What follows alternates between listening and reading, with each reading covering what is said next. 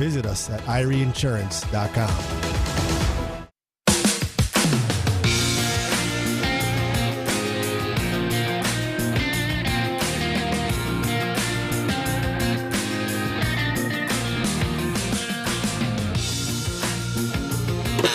And welcome to Weather and Ag in Focus on this Tuesday afternoon. It is 1:06 right now. That sound you just heard, well, that was a Fisher-Price barn toy from back in the day, and it made Bridgette smile. And that's what we're here to do today, is make Bridgette smile all day long, so we'll throw one more in there. I'm meteorologist Justin Storm. I'm with Chief Meteorologist and Ag Director Bridgette Readel. And Bridgette, looks like you got something to say. I do, because you just made the barn noise, and guess who's riding with me today? It'd be Adventure Chicken. He's the red rooster that goes along with that barn toy, and how appropriate that he is indeed my co-conspirator in the vehicle today. I thought you were going to say co-conspirator. No, we're not going to do that. Well, you didn't. But thanks for asking. Say, did any of you children see the alien spaceship last night? Okay, great. So he doesn't make any noises then, does he? He doesn't. He relies on the barn to make all the noises. He just rides along with me and gives me side eye when I might drive too fast. Are you judging me right now, Chicken? I might be. Yes. Yes, I believe he is. He goes a lot of places and spends quite a bit of time on Twitter, so he might get his own account one day. So do you guys take pictures every stop you make, or is it one of those? If I told you, that means you just have to go follow me everywhere I am on social media. I might have to go check that out then. Okay, yep. Speaking of social media, you can be watching the video feed right now if you're on YouTube or Facebook Live. We also stream every day to Acres TV. Got fun things coming up on the show today. And by the way, before I touch on that, I had yesterday off, but I ended up just listening to the show anyways, or at least for about 3/4 of it before little man woke up from his nap. Why are you calling me little man? Don't worry about that, little man. Okay. It was an interesting guest you guys had on yesterday. What was it? great. Regenerative farming. Yes. That's interesting. And he made a claim, and this was something that kind of took me off guard a little bit. And it was, a lot of things are going to change when it comes to chemicals and what is being used on a farm within the next 10 years, if not 5 years. And I'm like, wow, that would be like a really, really fast turnaround, a really fast time frame for changes like that to be implemented in. And I was talking to a buddy of mine after the fact. I was like, hey, did you listen to the show today? And he's like, no, I was too busy. I didn't listen. I was like, we're talking about something about regenerative farming. And he's like, oh, that's some interesting stuff. Me and the farm owner that he works with, he said we had a really in-depth conversation one day all about that for about like 2 hours. And he's like, yeah, a lot of things are going to change in like 5 years involving soil health. That's a good thing, though. Now, one thing I forgot to ask, and Bridgette, maybe you can expand on this, is what would this do to like the fertilizer industry and that would not be good for them, would it? Well, hold on though. Let's back up the train here and base this on fact. So first of all, we know that those changes have already been discussed. Right. Ever since the pandemic, when we had supply chain hangups. Mm-hmm. Now with the war between Ukraine and Russia, there has been a lot of downturn in the speed of which you're getting fertilizer, and the USDA, especially U.S. Department of Agriculture, said we need to be less dependent on foreign sources. So that's why they approved $500 million in grant money to be spent between now and 2025 to bring more domestic use of fertilizer. There is a greater discussion about manure. During that time frame where it was tough to get fertilizer, feedlots were able to contract for a 2 to 3 year time frame farmers who wanted to take the manure off the lots to use in place of some of their synthetic fertilizers.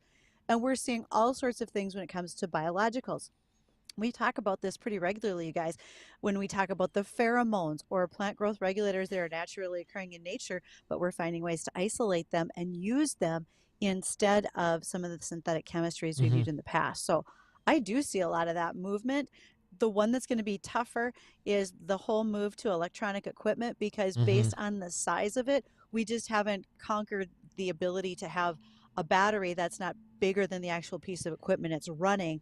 It's not going to necessarily be perfect in all cases, but look at what we've done with autonomy and just even the move to auto steer. I mean, a lot of stuff's moved very quickly in the last few years.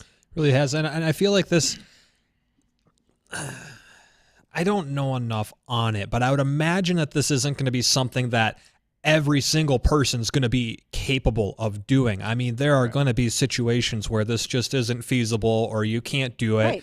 And a big thing that he was farming down in Indiana, our guest yesterday, I think it was Rick, Rick Clark, yes. And he had mentioned that they're using, 115, 120 day corn or something like that. And I'm thinking my notes are, I thought it was 110 to 115 day corn. and some of it was shorter stature because I wrote some notes on that, but they're at my desk at home right now. Mm-hmm. And he even had some 90-day shorter I think some of it wasn't. Some of it was 90 day. He said generally it was somewhere around that 110. I'm just guessing here, but I'm pretty sure that's the number he said. And I'm sitting here thinking to last year when we had delayed planting and everyone was freaking out because they didn't know if 87 day corn was going to be enough. And I'm like, wow, I mean, just the difference in further north really shortens the growing season. So him planting all the alfalfa, waiting for it to get to half maturity, then planting corn on top of it. I mean, that might be a little more difficult to do up here, especially when we have late plants. And remember, Rick was adamant yesterday about reminding us that context is very, very important. Mm-hmm. And so the soil types that he has and his climate, his rainfall matters to how he can farm. You and I both know we have farmers that are between probably, let's just say the Goose, the Wild Rice, the Cheyenne River, all the way to the Red, that are on heavy clay gumbos. This is truly the bottom of a lake. Cover crops don't work in the same way there because you want to try to get moisture out. And so you really have to know your land. You have to understand your process. Rick was willing to incorporate livestock. We didn't even get to talking about his cattle production and how he uses that in his regenerative status versus what we have some farmers that would do here. And he did say he gives up yield to use his practices to achieve some price premiums.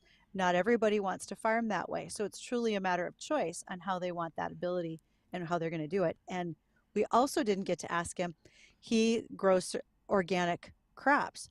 I don't know if he's federally certified, state certified, if it's all his crop, if it's certain pieces of land. That's another thing that we'd need to know from him as well. Mm-hmm. You know, just kind of going in with all of soil health and how all of that's kind of taking up in conversation and the movement to go along with it. That was actually something that was new into the farming simulator game. Soil health and an environmental score is a new thing that they've introduced into those games, and you got to do stuff to get your environmental score to be high, or otherwise it takes off your yield from your harvest. Yes, so I thought that was kind of interesting, and then here we are talking about it, and now there's a big push for it. Well, think about what's happening in Europe, and we've heard many times that the things that are going on in Europe, we tend to see here in about a 10-year time frame. Mm-hmm. They'll go to the West Coast first, move their way into the central states. So as you've watched more wind and solar energy, that's where it originated, was coming from Eastern Europe. We'll probably see some of those very similar things. But it doesn't come without choice, and it doesn't come without consternation, because we still have those protests when it comes to what happened in the Netherlands, Belgium. Sri Lanka has tried to really just live by a zero carbon footprint, and they've just about decimated their economy. So there's balance, and we can't do it too quickly. We have to balance out the things that we do. One of the other key things that he said, he doesn't want to use and doesn't like the word mandate when it comes to something like this, because one, like I said earlier, this isn't something every single person is going to be able to do. It's just impossible. It's not going to be the situation. But the options, I thought, was what was more interesting with it as well. Absolutely. Well, should we touch what we got going on in today's show? That was yesterday's, and if you'd like to go back and listen to that whole interview, you can do so going to the website, WDAYradionow.com, YouTube, or Facebook, and search Weather and Ag in Focus. It's located right on there under past live streams, and we'll get that chopped up here about a week or so for a short version. But today, we have another guest that'll be joining us. That's Brenda Elmer. She's the North Dakota Corn Growers Association member, correct, Bridgette? We're going to be talking to her about the upcoming Farm Bill a little bit, right?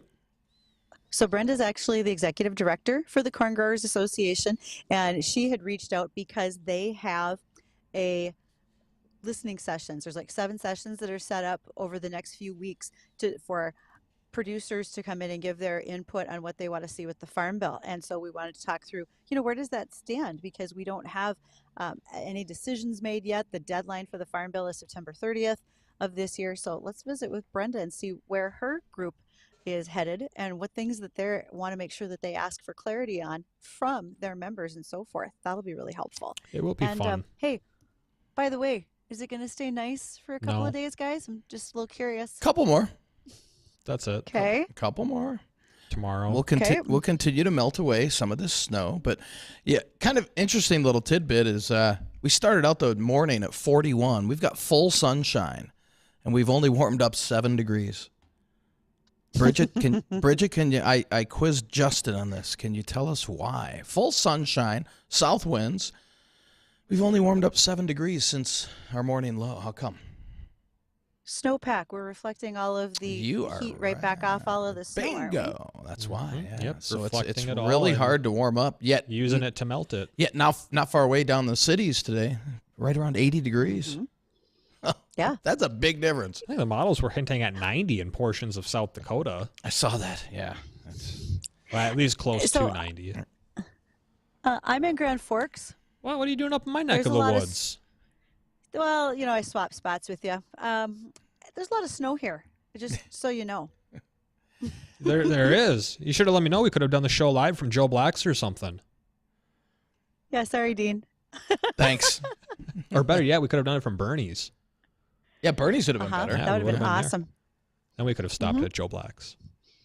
So I'm actually at a conference today. I'm an attendee for once, not a speaker. And this is being put on by First Link and North Dakota State University Extension. And this is a focus on training rural mental health first aid responders. And so I got to step out of the room for a little while so I could hang out with you all until I get to go back in and finish up my work today. Hey, you're not by chance outside of a Valley Dairy right now, are you? I am not. I'm outside of an egg country right now. It looks like a Valley Dairy. I was going to say I thought I knew where you were at. No, swing by and watch my pickup, though. It kind of needs it. I'll swing by. I'll be up there in a couple hours, so. Oh, you're leaving work early again? Oh, of course I'm leaving work early. Every single day. What time do you get? You leave at 2:30, right? Yeah, you leave at 2:35, I'm guessing. Yeah, 5 o'clock. That's right. Yeah, 5. Yeah, 5. 5 after the 5 after the bottom of minutes the after hour. you leave. Don't worry, Dean. I'm just grabbing lunch. I'll be back. Yeah. Well, we're going to take a short moment here. We're going to get our guest, Brenda Elmer, with us all connected. And if you want to join in on that conversation, feel free to do so. Give us some phone calls. You got questions or concerns about anything. 701-293-9000 is our Red Wings studio phone line. Again, that phone number is 701-293-9000, or you can always reach us via email during or after our show at weather@flagfamily.com or ag@flagfamily.com. Stay tuned. We'll be right back. Have you Googled yourself lately? Are there negative posts from an ex-employee or a former client? Maybe an outdated news article or sensitive personal information about your family? Search engines don't always get it right, but right or wrong, it's your reputation on the line. That's where Reputation Defender by Norton comes in. One of the most trusted names in online reputation repair, Reputation Defender has been fixing people's search results for over 15 years. Their cutting-edge approaches help you to wipe away unwanted information in your search results.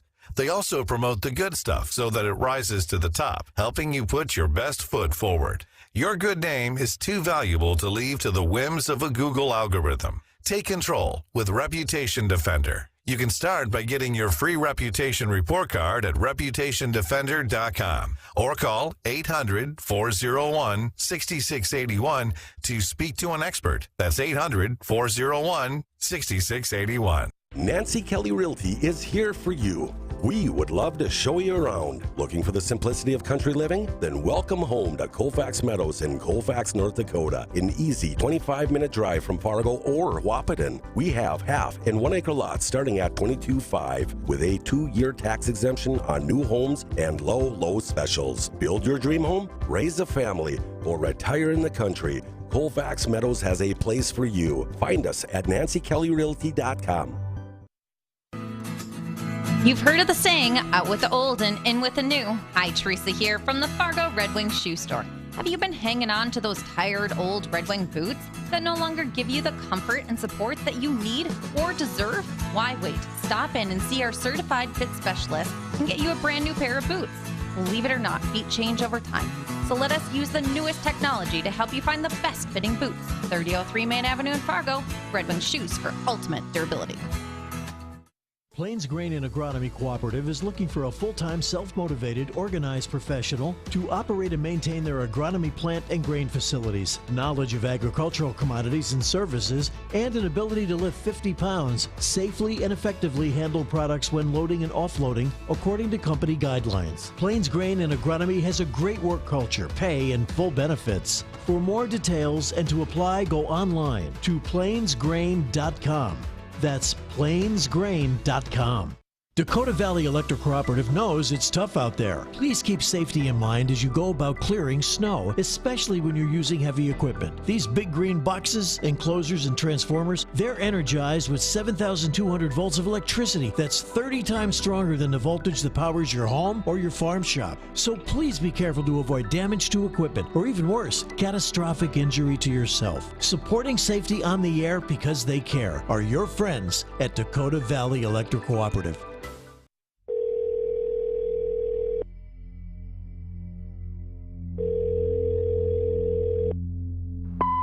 You have reached the Prescription Drug Affordability Board. We are at lunch and unwilling to come to the phone right now. At-risk rural clinics can leave a message, but we don't like your chances of survival. Current wait times for breakthrough cancer and Alzheimer's drugs are never. They've been routed to states that value life-saving and life-extending cures. If you don't like it, we'd suggest you vote us out, but we are unelected bureaucrats. That means we do not care. We are the government, and we are bad at healthcare. Legislation is under consideration in Minnesota that would create a Prescription Drug Affordability Board, a group of unelected political appointees that could decide to reimburse rural hospitals and clinics less for prescription drugs than the cost to acquire them. It puts access to rural healthcare at risk and should be opposed. Visit patientsnotbureaucrats.org for more information. Paid for by Domestic Policy Caucus. Is your home ready for spring? Don't let the spring melt catch you off guard. Let the ProFlow and Pro Series sump pump professionals at Legacy give you the peace of mind you deserve. Our expert team is on a mission to deliver the best plumbing and heating experience in town the Legacy way. Trust us to tackle the toughest plumbing challenges your home may face all year. Follow us on Facebook, visit our website, or call us today to take advantage of our $80 sump pump inspection. And remember, life flows better with Legacy.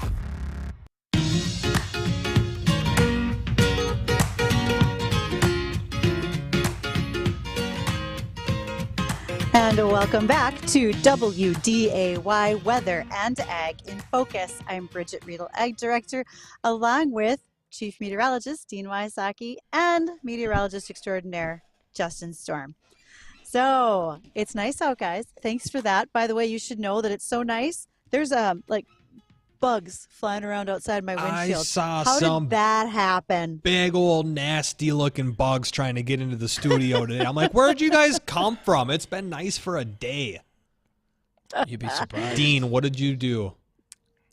Little man. Can't tell you. Good snow insulation meant that nobody really died in the overwintering process. You know, I guess so. Yeah. Yeah, there was a couple of them. So as we wait for our guest to be able to join us today, and again, that's going to be Brenda Elmer. Brenda is with the North Dakota Corn Growers Association. We're going to talk about some upcoming meetings they have. As always, folks are invited to join us at 701-293-9000. That's the Red Wing Shoe hotline. But I know you said we might be getting some rain. So, gentlemen, I have a little bit of a trivia on rain. Ooh. So here we go. Rain, defined as the precipitation that reaches the ground in liquid form, but it begins in high clouds as droplets or ice crystals. When they grow large enough to fall from the sky, they melt on their way to the ground, creating rain. The visual effect is known as what? There's a name of the visual effect. I don't know if they teach you this in meteorology school. Starts with a V, sounds a lot like a... Virga. There we go. That's it. Virga. Visual effect. Yep. There we go. Okay. And I thought she was trying to throw a curveball. I thought that's what she was referring to. Okay, so this also goes on to say that rain and shower are used interchangeably, but there's actually a difference. Oh, there is. Dean gets on me all the time about it. Oh, man, I get on him. Oh. Yeah. Yeah. That's my pet I do peeve. it just to irk him. Yeah, that's my pet peeve. That's my pet peeve. Light snow or snow showers? Dean, tell me what the difference is. Okay, guys. So what's the A difference? shower is intermittent. So if you're calling for snow showers, it kind of like rain showers, and in the summer or spring, you'll see it's kind of an on and off thing, where light snow or light rain is more of a steady, continuous. So, and somebody must have got on me early in my career, because there's not many things that really get under my skin, but that was one of them. I'm like, spelling's another one. So if you want to send an email to Dean, I'm kidding. Don't do that. But you can, because Justin and I do it like all the time. We misspell stuff. Our and chat box. Not that it's on purpose. Oh man, our English teachers would be so ashamed of us. Oh man, there is a thing called spell check. But anything to poke Dean. Well, and I'm typing as fast as I can because Jacob, our producer, is in my ear saying 10 seconds till airtime. And I'm like, oh, good Lord. Okay, got it. So, by the way, back to that showers and rain thing. Does it depend on what kind of clouds they come It does. Mm-hmm. Usually your stratus clouds, you're going to get more of a steady, uniform light rain, where once you get your building of the clouds, more of a cumulonimbus, and you're going to start getting your intermittent showers, and then cumulonimbus, and that's when you get your thunderstorms. So, yeah, there is a difference. Those are good. See, look at that. All right. I thought I would try to stump y'all, but here we are. I wasn't asleep the whole time in college. At least not for that class. Same. Same. Oh, okay, I sure. fell asleep during all of the differential equations. You said math. I'm done. Yeah, right. Exactly. I don't have it. Yeah, can you derive the equation of motion for me? I'll give you a hint. There's more symbols than there are letters and numbers. Actually, there's no numbers in it at all. Okay, great. Yeah. Well, while we're waiting for our guests, let's run down real quick what we're looking at weather-wise, as we got plenty of sunshine out there. We'll top out in the 50s today. Thicker snowpack could be held into the 40s. And then areas down to our southeast of the FM area, topping out a little closer to the 60s. So a wide variety of temperatures. We will continue to melt the snow away, not only today, but tonight, as we remain above freezing. And tomorrow we'll be in the low 50s, it looks like. And again, thicker snowpack, upper 40s. And then as we head into the rest of the week, Thursday and Friday, we'll have scattered rain showers, maybe even an embedded rumble of thunder. Boy, if that's not a sign of spring, that would I know. And then as we head into Saturday, much colder weather kind of funnels in. We'll be in the 30s Saturday and probably Sunday too. Might mix in some wet snow on the backside of the system, but total rainfall about a half inch. Some spots could pick up to an inch, and that would cause rapid melt, rapid runoff, and yeah, you'll notice those river levels very quickly rising as we head into the upcoming weekend. Isn't there a thing, there's a saying, or, we get the fog and then it's 90 days later. 90 days later we get rain. Isn't there one for when this happens, then you get thunder? Or I thought there was one where if you get thunder, there's something before it 90 days that happens. I'm not sure. I don't know. If someone knows Bridgette? what I'm talking about. I don't know that one. Old Wives' Tale? I don't know that one. Later. Okay. Well, I believe we have our guests. We're getting things lined up. But, folks, it's the bottom of the hour. It's 1:29 in the afternoon. When we come back, we will have Brenda Elmer, North Dakota Corn Growers Association, joining us. And Brenda is going to visit with us about the listening sessions that are about to be held regarding the Farm Bill. Stay tuned. We're going to talk about those in just a few moments. People with chronic lower back pain have often tried lots of different things, and most of those things just don't work, and they're searching things that do work. Non-surgical spinal decompression is a type of treatment done with a specialized machine that has very high success rates, and we're lucky to be one of the few clinics in the entire state that has it. My name is Sydney, and I had debilitating back pain for 11 years. I went into the clinic to receive treatment. After 8 treatments, I had been feeling much better. After those 8 treatments, I was back to playing volleyball, golf. Dr. Z at the clinic helped me get back to the sports that I love. A research study performed on low back patients that had already failed medical, chiropractic, and physical therapy, in other words, the surgery group, had a 90% success rate with decompression treatment. So whether it's chronic lower back pain, Sciatica, knee injuries from running, neck pain, headaches, or shoulder problems, the clinic can help. Find us at theclinicnow.com. That's theclinicnow.com. theclinicnow.com. What do eyewear and weather have in common? Join us for the Aspire Optical Eye on the Sky weekly weather forecast to find out. Each Tuesday morning, Dean Wysocki, Justin Storm, and myself, Ashley Freeborn, owner of Aspire Optical, will bring you the 7-day forecast. You never know where we'll be or how it will be presented, but we promise to bring you the most accurate forecast this side of the Red River. And learn how you can save big on eyewear from Aspire Optical. Watch the Aspire Optical Eye on the Sky weekly weather forecast on our Facebook, YouTube, and Twitter pages. Trust us, this is weather and eyewear like you've never seen. Do you have an unsightly or hazardous tree on your property that needs to be removed? Look no further than Tyler's Tree Service. Their team of expert tree removal professionals has the experience and equipment needed to safely remove any tree from your property, big or small, offering competitive pricing and exceptional customer service. You can trust us to get the job done right the first time. Don't let a dangerous or unsightly tree ruin your property. Go to tylerscut.com. Tyler's Tree Service. No stick left behind. Has the bear market devastated your portfolio? If you're tired of financial salespeople who just sell you a product and move on, then it's time to call Collins & Kronk today. See how they're different. At Collins & Kronk, they start with a plan and a strategy, then proactively manage your money to meet your goals. Call the team at Collins & Kronk, 701-235-0119. That's 701-235-0119. Raymond James Financial Services, Inc., member FINRA SIPC. Collins & Kronk is not a broker-dealer and is independent of Raymond James Financial Services. Countryside Killers, say your prayers. Sister Boniface is back on the case. Bingo. What is it, sister? I think we have a motive for murder. The Cotswolds' brilliant Detective Nunn returns in BritBox's much-loved spin-off of Father Brown. So he was... electrocuted, yes. How shocking. Oh. Season 2 of Sister Boniface Mysteries is now streaming exclusively on BritBox. Most intriguing. Undeniably British, undeniably brilliant. Here's a message just for the attorneys out there. So you passed the bar, joined a firm, or even built your own. Now are you finding out that you're doing more administration than actual law practice? Lexicon can help. Lexicon is a legal technology provider with over a decade of experience streamlining administrative tasks like timekeeping, billing, and more, so you can focus on maximizing billable hours and increasing client satisfaction. Call 855-4LEXICON or visit lexiconservices.com/go to learn more.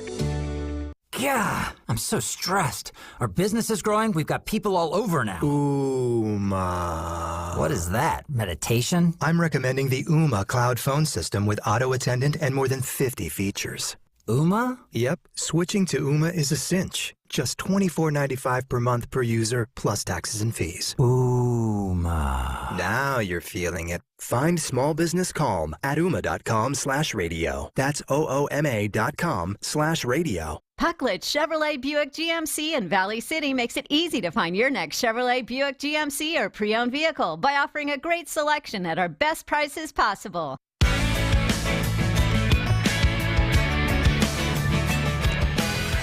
Hello and welcome to WDAY, Weather and Ag in Focus. I'm Bridgette, Readel, Ag Director, joined by our crack meteorology staff, Justin Storm, and Chief Meteorologist, Dean Wysocki. And we are thrilled to have our guest joining us today. That is Brenda Elmer. Brenda is the Executive Director of the North Dakota Corn Growers Association. And Brenda, thank you so much for taking time today. I know that today it kicks off the start of some very important listening sessions. Would you care to tell our listeners what's going on in your world and how they can participate? Yeah, absolutely. Hello, Bridgette. Today we kicked off our first listening session, a series of 7 that we'll have this month, and that was in Minot. It went very well. We are going around the state, and when I say we, the Corn Growers Association has joined with 6 of the other leading commodity groups in the state because we all have one thing in common. The Farm Bill reauthorization is a huge priority for North Dakota agriculture, and we all want to see that through. So we primarily don't want to, disperse information and be heavy that way. We really want growers and producers to be talking to us. That's why we're calling it listening sessions. The boots on the ground input is exactly what we need. We have the right mix of folks there. We have, this morning we had the state FSA director.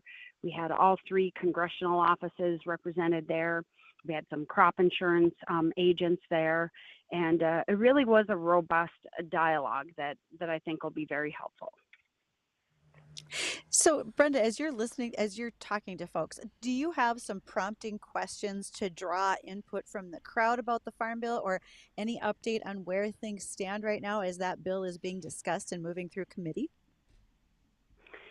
Right. Well, we did have some, questions we wanted to ask our guests there, but they didn't need any prompting, Bridgette. They were raring to go and full of ideas and input. Where it's at in the process is exactly what we're doing here at the state level. At the national level, it's the input process right now. The House and Senate agriculture committees have been having some hearings, going title by title through the current Farm Bill, just getting everybody oriented and acclimated. And then there have been some field hearings out there around the states. So they're in the same process on the federal level, kind of parallel to our process. And it's super important, especially this year, because have you seen the turnover in Congress and specifically on the agriculture committees? There are tremendous numbers, both the House and the Senate, where this will be their first Farm Bill. And so we want to make sure we get it right. And Brenda, is this typically, are most farm bills pretty much bipartisan, or does it kind of go down party lines? No, you are spot on. I'm glad you mentioned that. It has historically, traditionally been very bipartisan.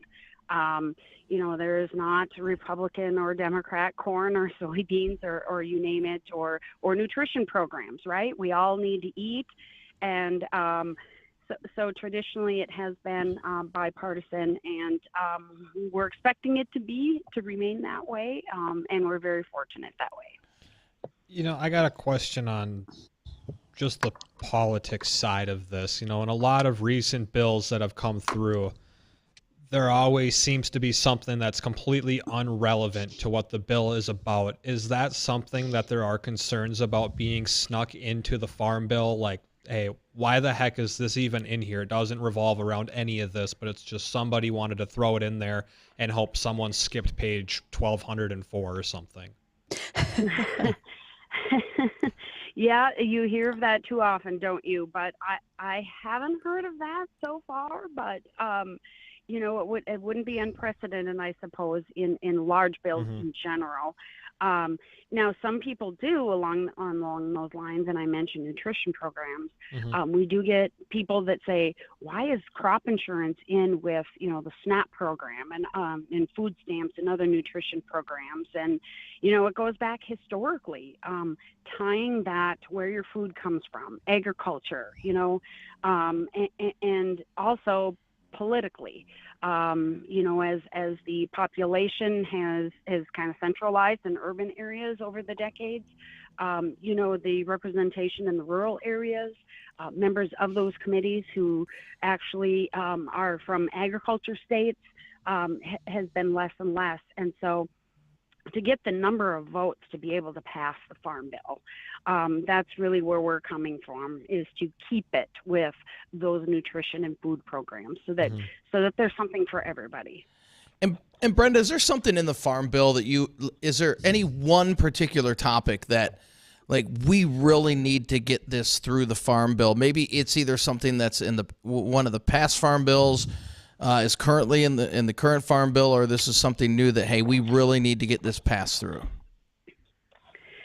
Yeah, and I would say, generally, one of our absolute top priorities, and that of national corn growers as well, is to protect crop insurance.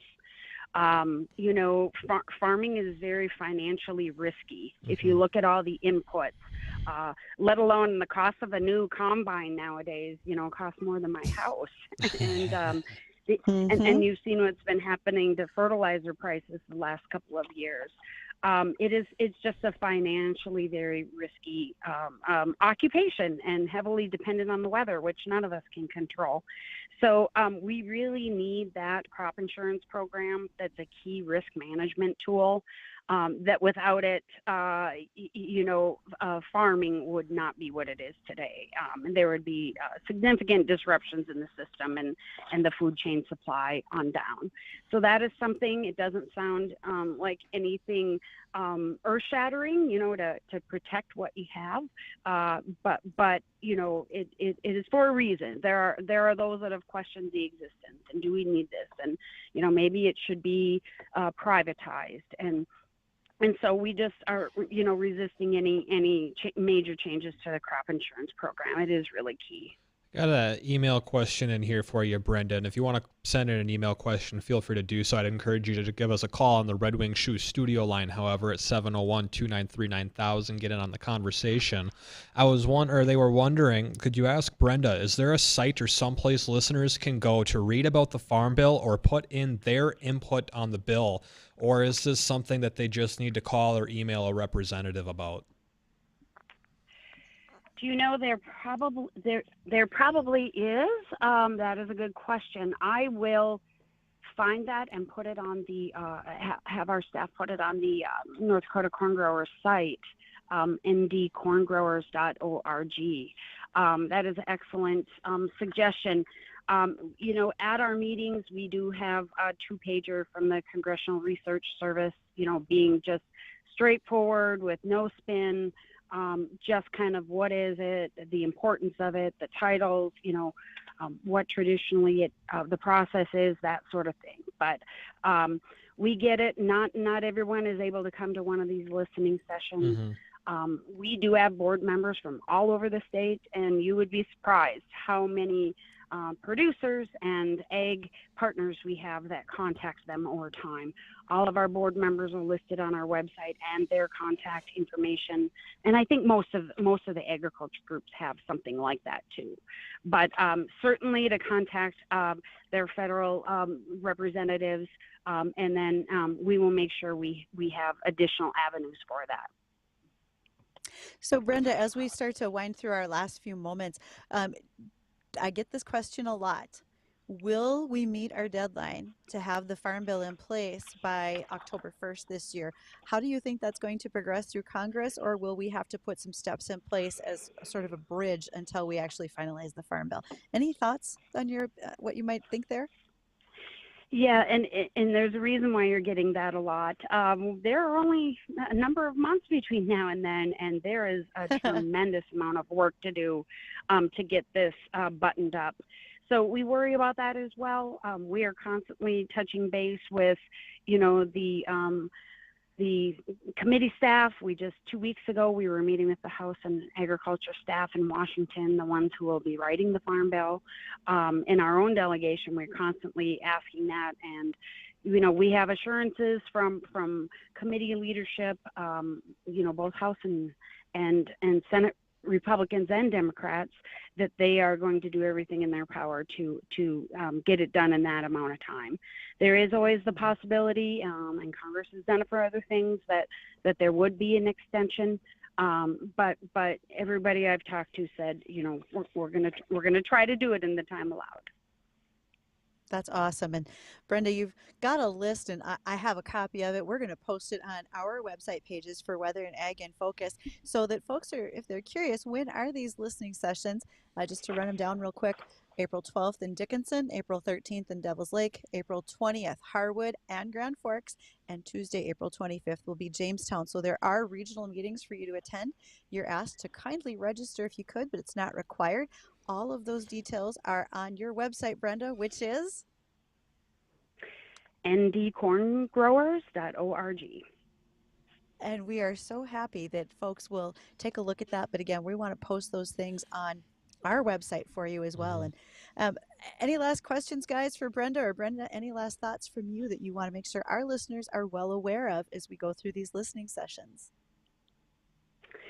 Do you know, just that is the kind of the glory of this process, and this is really, grassroots at its best.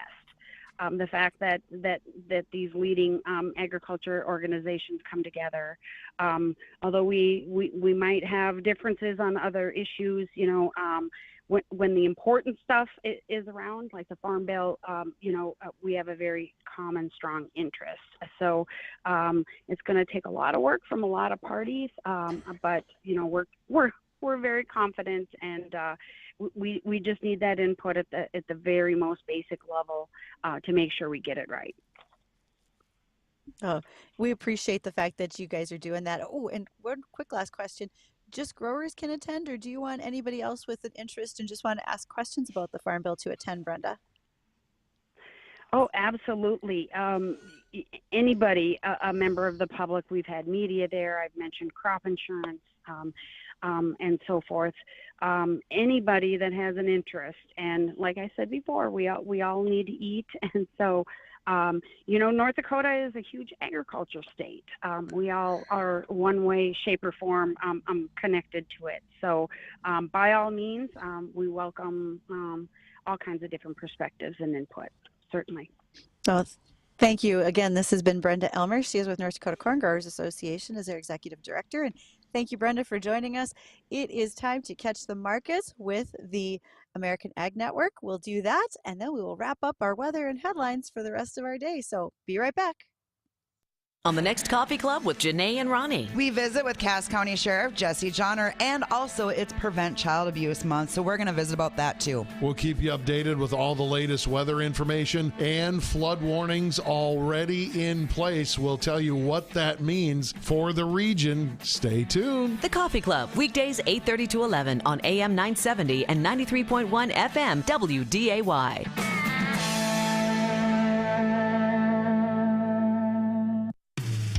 Do you love working on cars but don't love your current job? If so, we need to talk. Hi, I'm Matthew Carlson, owner of Fix It Forward Auto Care. We're a family-owned full-service auto repair shop looking to hire skilled automotive technicians. With our state-of-the-art shops, great work environment with competitive pay and benefits, you'll enjoy a great job with a bigger purpose and a lot of opportunity for advancement. Visit FixItForwardAutoCare.com to apply. Fix It Forward Auto Care, the name you trust for car repair. Fix It Forward Auto Care. Are you looking for a summer internship? If so, you are in luck. Mindak Farmers Cooperative, located in Wahpeton, North Dakota, is looking for summer interns in electrical and instrumentation with the opportunity to expand into full-time employment. For more information, call 701-671-7777 or apply now online at mdf.coop/careers. That's mdf.coop/careers. Market reaction after the April WASDE report. You're listening to the American Ag Network. I'm Jesse Allen with this market update. We're talking now with Arlen Suderman, Chief Commodities Economist at StoneX. Arlen, April WASDE report is here. Let's look at the U.S. numbers first. Those ending stocks, surprisingly, no changes to quarter bean ending stocks. And I was a bit caught off guard by that move from USDA. What's your take on that? I'm not really surprised. I expected they might make a move on the corn side, but as I told somebody here a day or two ago, those changes in stocks reflect maybe what they did with production, but I also felt like an increase, a increase in feed usage for corn. USDA didn't want to make an adjustment to feed usage, and it didn't want to make an adjustment to its 2022 production estimates, and so just left it unchanged, waiting for the May report to make any changes. Those changes, I think, will eventually come. USDA just not wanting to do so in this report. It did slash wheat feeding by 25 million bushels in this report, and made a significant cut to hard red winter and soft red winter wheat stocks, while making significant increases to the spring wheat and durum wheat stocks, as well as white wheat stocks. They're making a big adjustment. So we made a lot of changes within the wheat, but corn and soybeans, virtually no changes at all of any significance, and that surprised the trade. but we're basically still trading in basically same ranges that we were trading before the report. And again, that's Arlen Suderman of StoneX. We did see cuts to Argentine production as well. Soybeans down to 27 million metric tons, with corn production down to 37 million metric tons on the WDAY report. This is the American Ag Network. I'm Jesse Allen.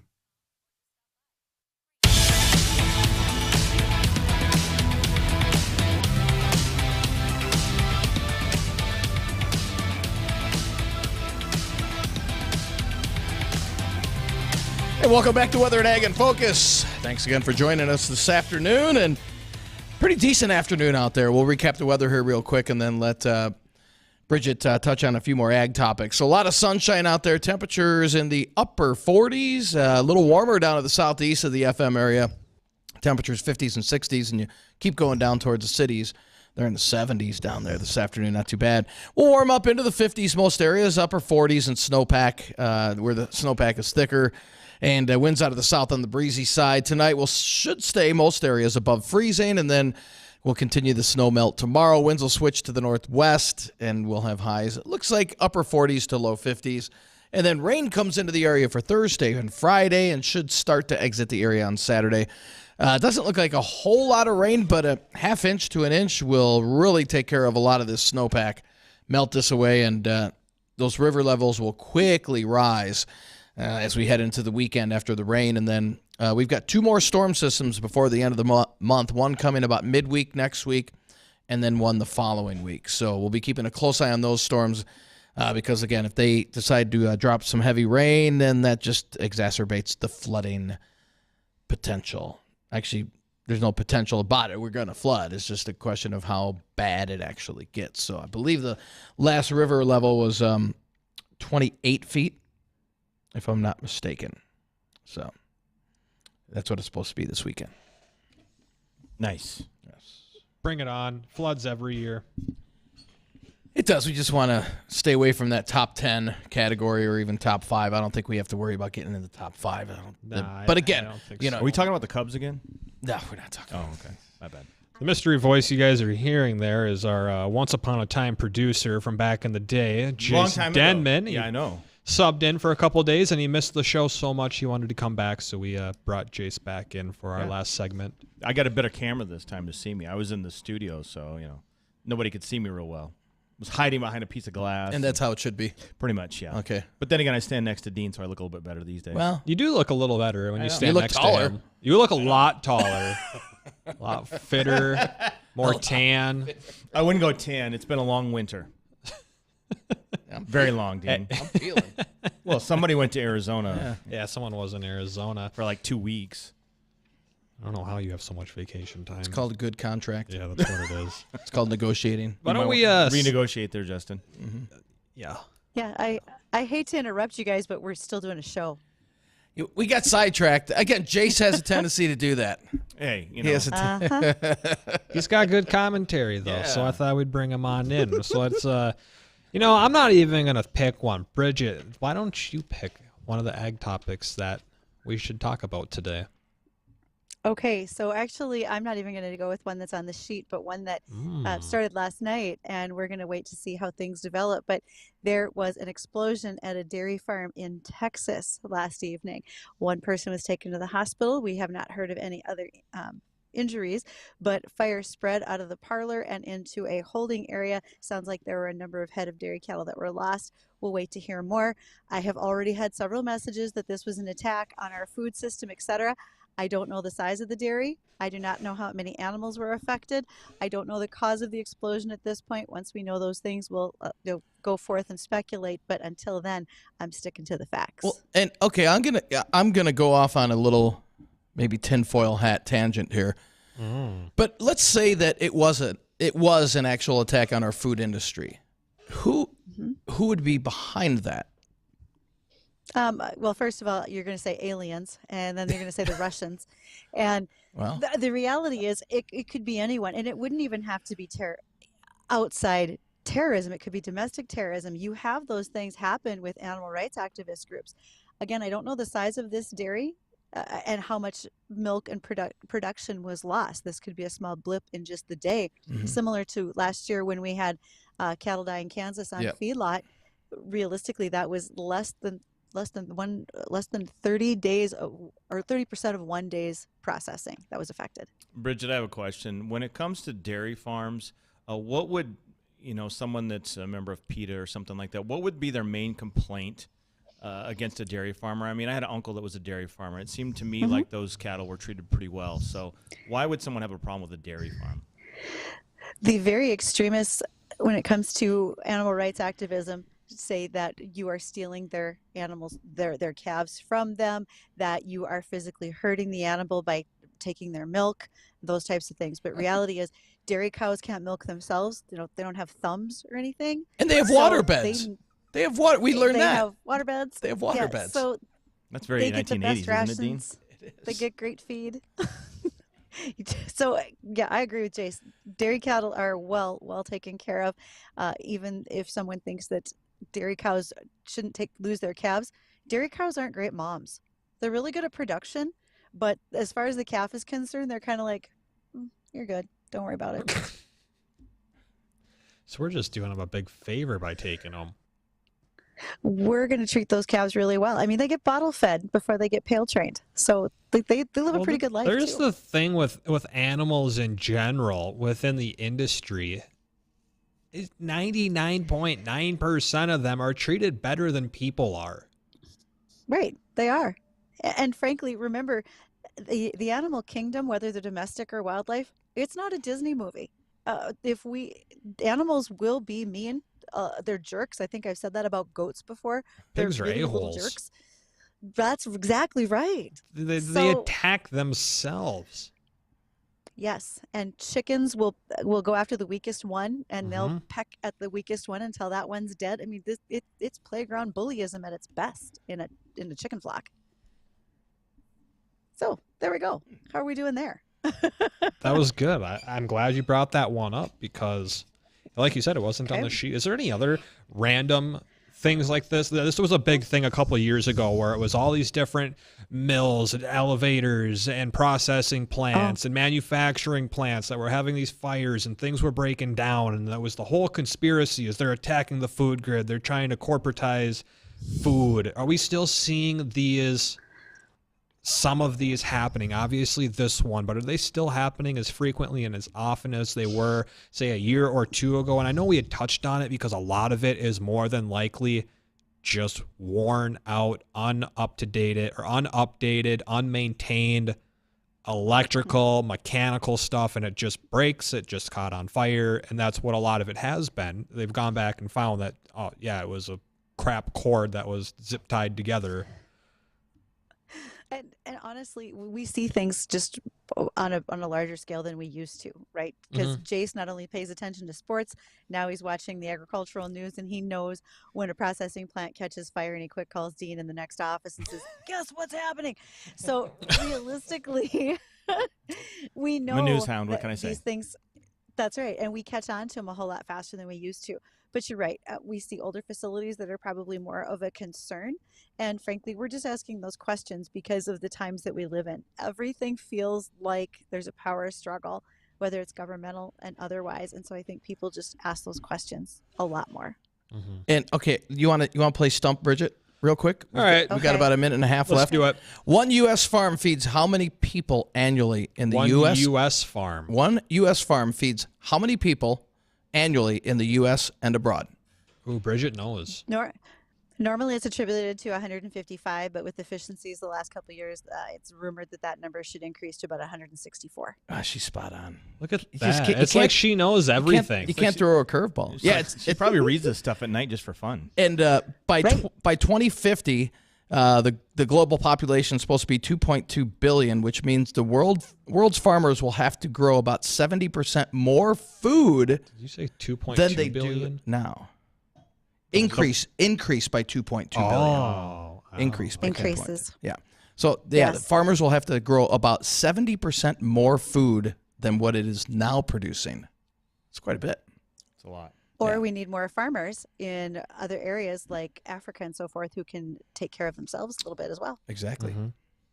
Well, that's a good point. That's That's going to do it for today. I think it will. And let's roll on out of here now. Yeah. So I want to thank everybody for joining us this afternoon for Weather and Ag in Focus, for Justin, for myself, and for Bridgette. We'll see you tomorrow at 1 o'clock. Now stay tuned for the Jay Thomas Show.